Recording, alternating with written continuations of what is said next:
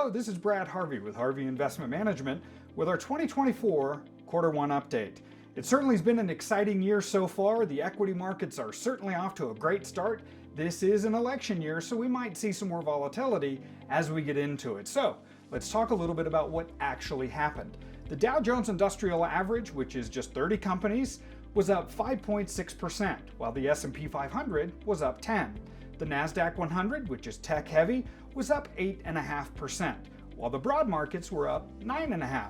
Interestingly enough, we are seeing a broadening out with small caps starting to participate. Small caps, the Russell 2000, so far in the first quarter up 4.8%.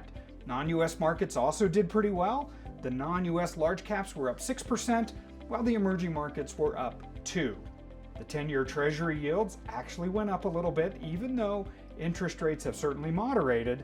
We did see the 10-year yield creep back up a little bit.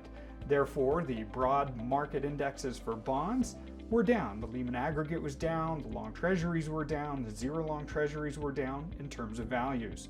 So at the same time, to go along with that, broad-based real estate was down about 2% for the quarter. Commodities were actually showing more signs of life. The broad market commodity index was up 4, gold was up 7.6, and oil was up 16.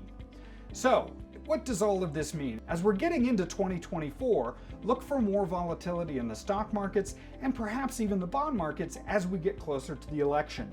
I personally think that we will see the Fed starting to lower rates, but probably not until the midsummer, maybe June or July, and I only think they're going to do it once.